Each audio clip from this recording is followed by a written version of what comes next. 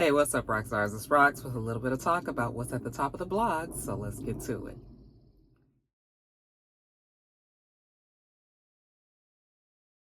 All right, rock stars, before I get started, I have to give you guys all a great big shout out for supporting me. Boy, when I tell you guys the rock stars show up and show out, you guys do exactly that. Man, I was so excited when I saw Candy's post, probably more excited than I should be. I don't normally get, excited about a lot of things, but I was happy to see that she had reposted me trying to get that damn theme song for her show up. I just was like really shocked actually that she would post that, because it wasn't like it was, it was just me kind of giving you guys the non-edited version of me trying to get that song down. So yeah, I actually got a lot of new subscribers from that, and you guys were all in the comments over there, and it made me feel so good just to know that you guys, just went over there and co-signed like so tough. Man, I was I was surprised. I mean, I shouldn't be surprised because the rock stars, y'all be holding me down for real, but it did feel good, and I needed it, you guys. It's been such a rough ass month or two. And I have just been feeling so down, and I've been trying to get through these videos, and it is extremely hard. So that was just, it made me feel so good, you guys. And we ain't gonna keep on, because y'all hear the voice, y'all hear the thoke is trying to thicken up. Nobody feel like crying on no video today. So, but yeah, it was special. So and these things happen. I've been doing this for a long time, and every now and then somebody will give you a shout out, and it'll just kind of rejuvenate you and kind of make you feel like you're doing the right thing, or you're doing things that makes people feel good or laugh or whatever. So just thank you guys, and I'm gonna move on, you guys. Let's get to why you came here.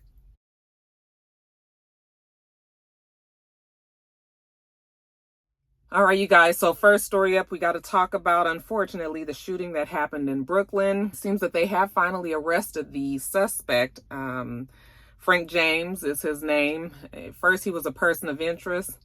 Then he turned into a suspect, and then he was very much a wanted man. They had put his picture out there, put his name out there, and told everybody to look out for him. Actually, Frank James led to his own arrest when he called Crime Stoppers and told them that he was at the McDonald's on the Lower East Side, I think they said, of Manhattan. So he told them that he was there. He was charging his phone, and I guess he was waiting because he had seen that he was, he was a wanted man. So his phone ended up disconnecting. The call ended up disconnecting. But somebody else, a couple of people at that McDonald's or in that area also said that they saw him there. They called in the number and said that they saw him there. So the police hightailed it there. By the time they got there, though, he was not in the McDonald's, but they were able to get him. He was very close within the vicinity of the McDonald's, and they arrested him. All day when it happened, you guys, they said that he got on the train. They said this is the N train. Yes, the N train traveling towards 36th Street Station. They said he got on there, sat down. As soon as the train took off, they said within 20 seconds, he opened up some smoke grenades, threw them out on the floor. They said immediately the cabin started to fill like with black smoke, and everybody started to panic and run. And then they said he pulled out a 9mm gun, shot 33 times. They said that 29 people were injured, 10 people were shot. I'm assuming nobody has died, and that is a blessing considering all of that commotion that was going on. Only 10 people getting shot. I mean, it could have been way worse.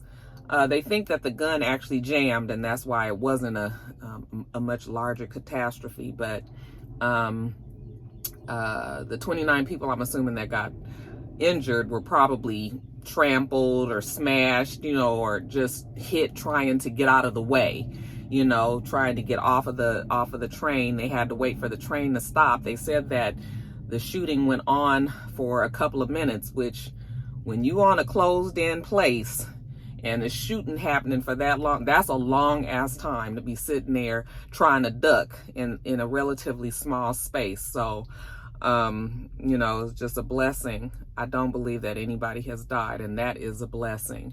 But anyway, you guys have seen the video when the people are pouring out of the train, when the train doors finally open. People are crying, people are screaming, people are running, people are like discombobulated. I mean, folks are trying to just get out of there. One of the witnesses upstairs, you know, on the street said that they saw some smoke coming up from underground, and then all of a sudden they just saw people running up from the subway, I guess, and falling out on the street upstairs, you know, and saying that they had been shot. So just pandemonium.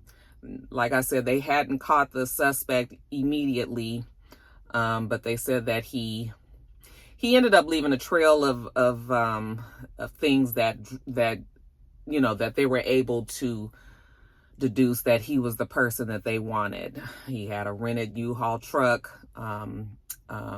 filled with ammunition and other guns. The gun that ended up jamming, he ended up tossing. So they found that gun, and the gun was registered to him. He bought it back, I think they said, in 2011. And yeah, so we still don't know a motive. We don't know, but they have charged him. He's charged in federal court with violating a law that prohibits terrorists and other violent attacks against a mass transportation system. Okay, his court appearance is today, so we'll know what happens. But basically, he's up to get life in prison, which I believe they will give him life in prison. You know, with all of the terrorist attacks that have happened in New York, they not playing with this kind of stuff anymore. They can't have people thinking that it is okay to just, I mean, it's not okay in any place, but New York specifically has had many attacks. And so I think that Frank James, I think suffice it to say that he will be in jail for the rest of his life. Every time you turn around, there's something going on in New York. I know them people have got to be, I mean, they are just battle tested. They, you know, the terrorist attacks and the COVID was so bad up there, you know, and these things continue to happen out there. My prayers go out to all of those that were affected. If any of the rock stars had any family or friends, or if you yourself was, you know, within all of this commotion, then, you know, I'm hoping that, you know, if you're not okay right now, that you will be okay in the future. And that's meaning, you know, people that aren't even shot, or just the PTSD of being in the area, just the stress of knowing that you got to be worried when you get on the subway, you know, subway trains. This is their mass transportation system. This is how the New Yorkers get around. They don't drive out there, you know, and I know I would be stressed if I knew that I had to get on a train every day, and the possibility of something like this happening. Now, I think they said that on those trains that the violence has been rising since COVID. It hasn't gotten back up to, you know, the full capacity of people riding the trains. It hasn't gotten back up to that because, you know, people are still just now getting back to work in the office. You know, a lot of people were working from home. So just devastating and a tragedy. And of course, I was very shocked to hear that it was a black man.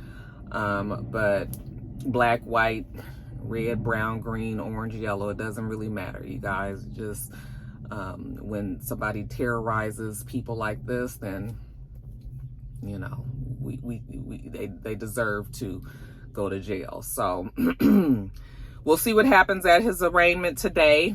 And, you know, we'll keep our eye on this story, but keep your head up, New York.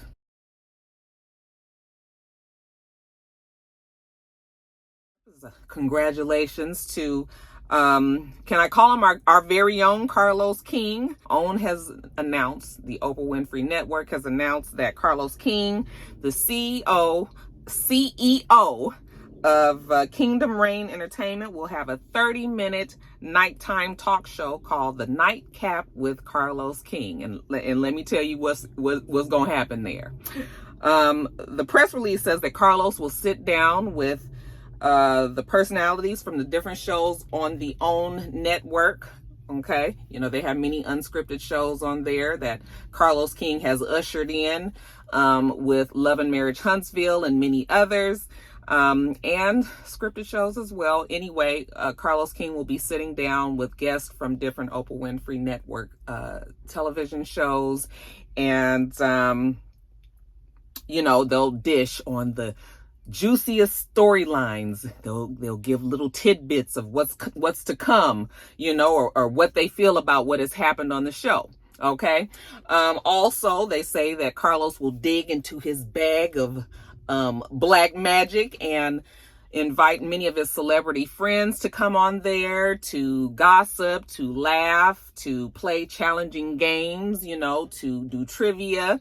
And just 30 minutes of nighttime fun. What does this sound like? Definitely sounds like Watch What Happens Live. I'm okay with it because this is a refresh on the show, if you will. Okay. Andy's been doing that show for a long time.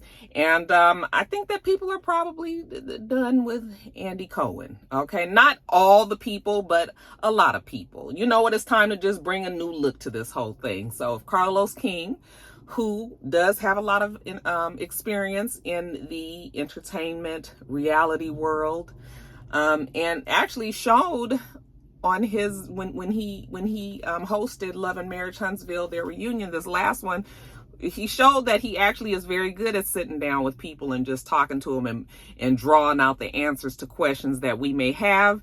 Like, I think that he's going to be great at this. I think this is going to be right up his alley. And so what if it's a rehaul of Watch What Happens Live? Okay, we'll take it.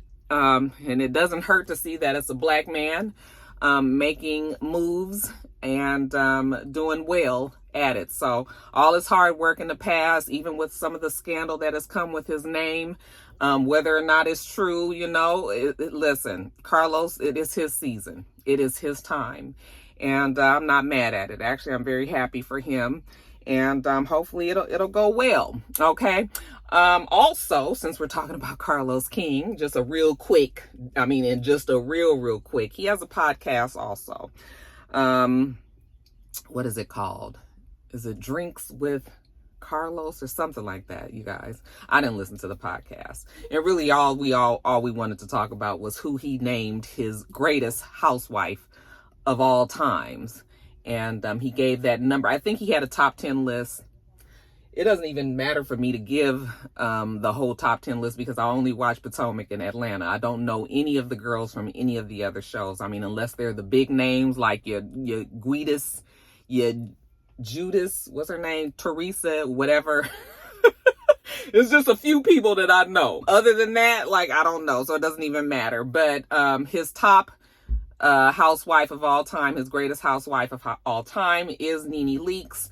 And yeah, I mean, you know what? I don't disagree with that. I think Nene Leakes is definitely synonymous with the show. Probably my better word would be iconic, you know, because when you think of Real Housewives, you think of Nene, okay? You think of all of the words, all of the phrases, all of the scenes that we can remember where she definitely put that show on the map. Not just that franchise, but the entire franchise, Real Housewives. I mean, you can't think of Real Housewives without Nene. So, I mean, definitely we'll give that to her. Is Carlos going to give Nene a show? Okay. You know, Nene's been going around saying she's blacklisted. Now she's saying she's being followed. Hey, I don't know. Like, why are we following Nene? Why would they be following her? You know, I'm not saying that it is or isn't happening. I just would like to know what would be the reason. Could it just be a form of harassment? Is it just a figment of her imagination? I don't know about the following part. Definitely the blacklisting. I don't know if I mean, yeah, I think that Nene probably has rubbed a lot of people the wrong way. And people might be cool on Nene right now. It wouldn't be the first time that we've seen this happen, so it's not surprising. It does happen in Hollywood, and, you know, I guess maybe Nene didn't realize that it could happen to her as well. You know, she had down-talked Bravo, then she started to talk nice about Bravo and said that she wanted to sit down with Andy and talk to him after she had been burned that bridge. Andy said, no, thank you. And now she's back to, she's being blacklisted. She's being harassed. She's being followed. She's in Africa right now with her boyfriend. Okay, and they look very happy. So I was like, did she hook up with Portia and her man out there as well? Okay, just have a little Real Housewives reunion while she's there. Let me see why Blue is barking.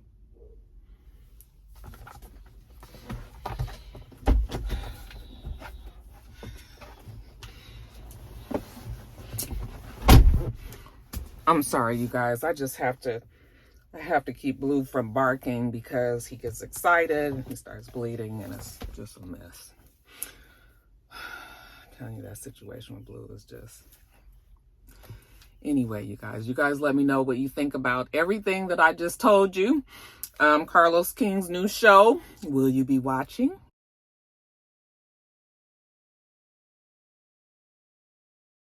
I'm sorry. I just had a little piece of a little morsel of nachos that when I ran inside for a second there.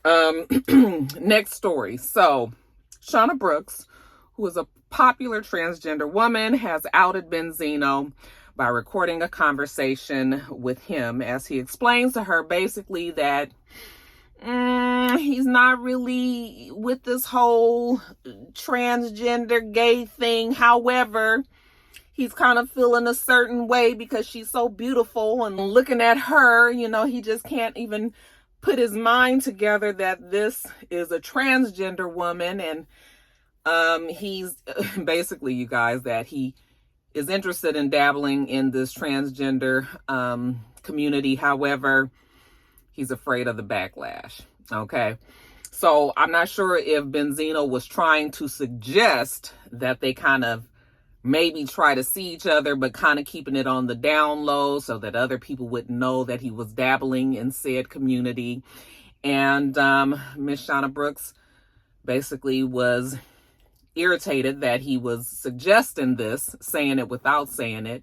And I guess she recorded the conversation and put it out there. She did say that she had no intention of outing anybody. She's just tired of men approaching her and wanting to have some sort of relationship, physical or maybe even emotional or maybe even both, but keeping it a secret because they can't deal with the fact that this is a transgender woman that they're dealing with. And she said that she's tired of that. She, you know, she doesn't want to be living as a secret. You know, that is the reason why she put that video out. Now, many people will say that is all fine and good, but what is your reason for recording him in the first place? If you had no intentions of outing anybody, then why are we recording conversations? Okay, she had him on a speakerphone and she was recording it. You guys know how I feel about that. I just wish that people wouldn't out people. You know, it is difficult enough for them to live their lives if they don't feel comfortable, you know, putting their life out there like that and letting everybody know what it is. If they haven't hurt anybody else, then they should be able to still stay in the closet until they're ready to. Okay. But so that's, you know, I'm just generally, I'm not a person that's with the whole outing you know, situation. So even though Benzino really works, I'm talking about really works the nerves, you know, Benzino is not normal. Something is just not all the way there. It doesn't click. Okay. He's been that way since Love and Hip Hop. We saw it when he was with Althea.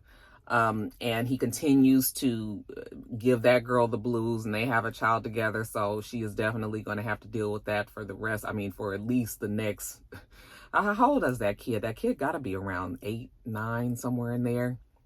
So she still got some time with Benzino. And then, of course, we know of all the trials that he and his daughter, Coi Leray, have. One day they're up, the next day they're down. Okay, we've seen her talk about her relationship with him. You know, my first time even knowing who she was is when she was talking about her relationship with him and how it's just been very difficult and he doesn't support her and this, that, and the other. It looks like they were able to come to terms on that, have some conversations, decide to work on their relationship. Things look like they were getting better. Even when he went and, said that she had a song coming out with Nicki Minaj prematurely, was not supposed to say anything, almost cost Coy that record. Nicki almost pulled out. But after talking to Coy, she realized that this girl, really deserved the shot, and that, Benzino is just he's just you just got to deal with Benzino, and he apologized, and Coy said that she spoke to him and was like, Dad, you got to chill. Like, just chill. You can't be out here saying these things. And he did apologize, say he didn't mean anything by it. Okay. So we got through that one fine. Most recently, Coy was on I think she was on the Breakfast Club, and she was talking about, just her life growing up and how difficult it was after The Source went down. You guys know Benzino was the CEO and a founder for The Source magazine. And when that magazine, like all the other magazines pretty much, went down, when the world went digital, Source was one of the magazines that, didn't survive the transfer. So she said that they were broke. She said that, it was really hard for them and they didn't have any money. And evidently he got really mad at that, and was threatening her mother over it, and I was just like, why is he upset if that was what the truth is? Nobody is saying that you broke now, so I just didn't understand. But it's Benzino that we're talking about. So yeah, so like I said, it's been well documented, his relationship with his daughter, his baby mama, him and other people out there. Now the situation with Shauna Brooks, which I think is really still unfortunate. Of course, 50 Cent, being who he is, put the video out there as well and was urging Benzino to just come on and be the person that he was. Yeah, just not cool. Not cool. Benzino's not cool either, but outing people, in general, that's just never a thing that I think is cool. So, and I think this also came about because Benzino was on a Vlad TV interview, and he was talking about, I don't do the gay thing. Okay, I think that's really where this whole thing started. Is he was pretty much like, that's not me, period. Okay, I think Coy had said also in the interview, Coy had said in a live with Nicki Minaj that, she's not a lesbian. Yeah, she did kind of dabble once, put the face in a place, decided that wasn't for her. She just likes D-I-C-K. Okay, and if you can't spell, then that's ding.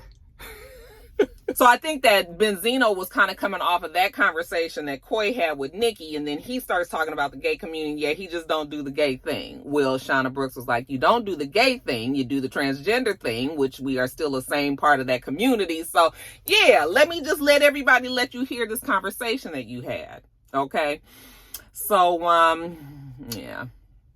And Benzino did try to kind of strike back at 50 Cent. It fell very flat. I was like, Benzino, just leave it alone. Let this story just die away. And if now that everybody knows that you might be interested, go live your life. But anyway, what you guys think about that? How y'all feel about people being outed? I understand hurt feelings, and I understand a community of people that have been that have been shut out or haven't been able to fully live their lives because of people's ignorance and discrimination and harassment and abuse. And things can escalate all the way to killing, murder. Things happen for sure. Just let me know what you guys think about that. Are you okay with people outing folks? Do you think that Benzino, as annoying as he is, deserve to be blasted like that? You guys let me know.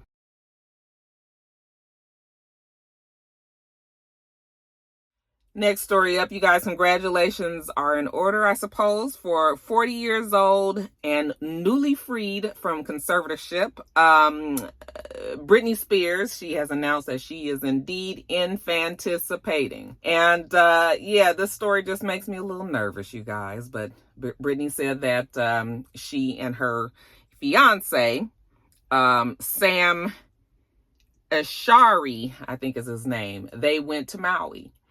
And while she was in Maui, she had a good time. I guess they had relations and whatnots. And when she made it back to the contiguous United States, she felt like she was picking up weight. So she took a pregnancy test, and she is indeed pregnant. So, I mean, I know we should be happy. You know, these are the things that we fought for. You know, the fact that Brittney Spears had been living for 13 years under conservatorship. She had an IUD that she was against wearing or against having implanted in her butt, because her father and those, you know, that made the decisions for her felt that this was the best thing for her. And maybe her mental stability could not take it. She was forced to not be able to have kids. So at 13 years, so since she was like 27, we know that she had 2 boys already that she has lost custody of. They live with their father, Kevin Federline. Them boys are pretty much grown now. They are grown, I'm sure. They have to be, or they're very close to being grown, you know, being adults, at least 18. But so now she's got another chance to become a mom, and she's very happy. We know that in the court case, she was saying that was one of the things, that she wanted to be able to have a child. She wanted to be able to get married to her fiance. She wanted to move on with her life, and she was being held back from doing that. So we got her out from under the thumb, you guys, and now she's living her life. And I'm just hoping, you know, I am cautiously worryingly optimistic. Is that what I could say? Like, I'm just hoping that it was the right thing for her. Okay. The thing with this is, you can't, you know, when you keep somebody prisoner, and then when you free them, you have to give them the space and the chance to either succeed or fail. You never really know how a person is going to fare until they're given that chance. You know, she could be very well a very loving and equipped mother, you know, now that she's gotten older and has lived a little bit more life. And, you know, so maybe she can do this. And we just won't never know that until she gives it the full go. The sad thing about that is, you know, that this is a baby. This is like a life that we're talking about, you know. And so this is something serious that we have to be, you know, mindful of, that, you know. So you understand what I'm saying? Like, we're happy for her, but we're also just a little like, oh no. But I wanted to work for her, because, you know, 13 years and not being, I mean, she lost all of her 30s. And just hopefully she can, I hope this all just works out for her. Okay. She seems to be very happy. She said that she is going to stay out of the way of the paparazzi. She said that she knows that they're going to be looking for that money shot, so she's not going to even give them the opportunity to do so. She's going to be in her home. She's going to be doing yoga. She's going to be taking care of herself. She said that she did have perinatal depression with her other pregnancies, so, you know, she's aware of that this time. You know, she said before it was so stigmatized that nobody wanted to talk about it, but now it's like, you know, it's very much a part of the conversation. So she feels like she can, you know, she feels like she can just be out there, be pregnant, share with the people her experience, and, you know, folks support her. So, you know, we just go, Father, please, Lord, keep that girl, keep her and her baby and this fiance that I'm still not sure how I feel about. I don't know, you guys. I mean, what's the 411? I know some of you guys are Brittney Spears fans for sure. Okay, Sharice, if you're watching this video, I know you love you some Brittney Spears. So y'all just give me what's the 411 on old boy? Is he good? Is he good to her? Like what? But anyway, you guys, yeah, congratulations to the happy couple.